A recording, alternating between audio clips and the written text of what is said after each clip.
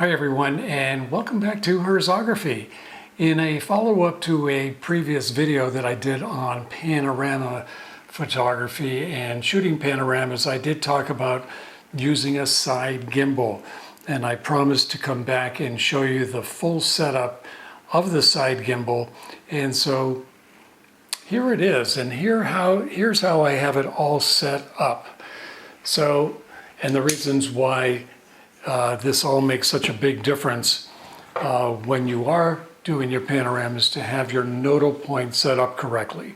So the first process is going to be, taking your head and making sure that everything is level.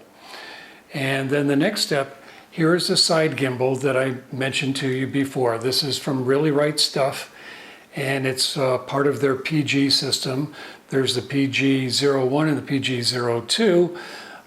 This one is the lower end, if you can call it that, and I think it's around $350, or it ranges depending upon what type of a base piece you get here and what type of a clamp mechanism you get over here.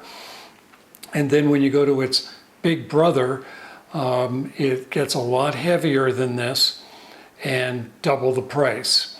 So depending upon how committed you are to shooting panoramas all the time, it will depend upon how much you want to spend and get involved in that equipment. Now, that being said, software is getting better and better. A lot of what I'm going to be telling you now does matter depending upon the situation you're in.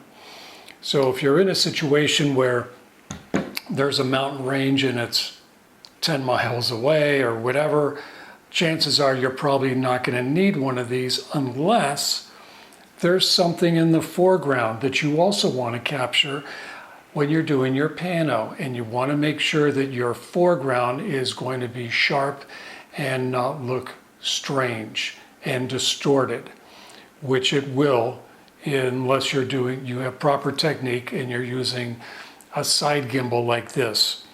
So this is how this works. On this particular one, you'll see that there is a center line here, goes all the way around, and the center here on the head. So I'm just going to line it up and lock it into place, and you can hear it lock right there. So this is a locking lever release head that I strongly recommend, so there's no chance that you'll accidentally release the clamp. Now, this side gimbal, you see, goes back and forth. Some other full gimbals, like I was showing before, they don't slide back and forth. And the reason why this is very important is that your camera needs to be centered right over the center axis of your tripod. And the nodal point, meaning the point between your sensor and your front element, the center of that also needs to be at this point, and that will reduce parallax. So in reducing that parallax, you have to be able to set that correctly with your camera. So here is where the gimbal comes into place. Now I'm going to adjust this so I can set the camera in here, and I'm going to set it in like this way. And now you can see that I need to move the camera back and forth so that the center axis of the camera is over the center of the tripod. Now, usually all of the lens plates that we're using today are going to mark and show you where the center point is. This axis of the side gimbal is going to give us the ability to set the camera over the center.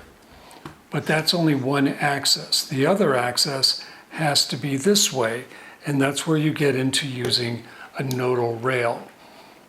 So I'm going to put the nodal rail the nodal rail is going to go like this. And that's going to allow you to slide back and forth this way. So you need this access point to go back and forth this way, and the nodal rail to go back and forth this way. So when I put the nodal rail on here and clamp it into place, now I'm going to put the camera on the side gimbal. Now, Really Right Stuff has something very cool in their clamps, in that they have a half lock and a full lock. So when you go into half lock mode, which is like this, you're locked. I wouldn't trust it without hanging onto the camera, but you're locked, but it enables you to slide the camera back and forth. So now that we can slide it back and forth, we can put the center, so I can go back and forth like this and say, okay, the center between the front element and the sensor is going to be right about there, let's say. And now I can lock this into place. And now when I turn the camera, I'm centered this way from this axis, and I'm centered this way from this axis. So the gimbal gives you that, the side gimbal gives you that flexibility in being able to go back and forth in both directions to make sure that the nodal center of your equipment is directly over the access point. And this is what is going to give you those perfect panos that make it very easy to stitch together without having any distortion, not only in the background, which is not really an issue, but really is in the foreground. So when I'm shooting and I shoot my first row of panos like this, then what I do is I'll come back to the knob on the back here, to this knob here, and then I'll say, okay, now I need to take a few or a row of panos in this downward position. And I take those. Then I'll come back and say, okay, now I need to take a row of panos, but facing up. And I take those. So that's a multi-row panorama.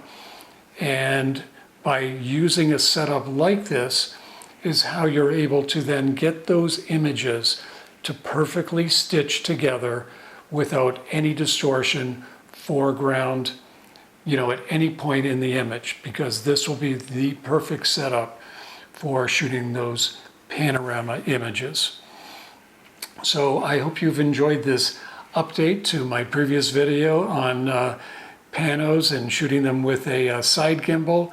I hope you found a tip here or there to give my video a like. Please subscribe for new videos coming soon, and thanks again for joining me. Bye for now.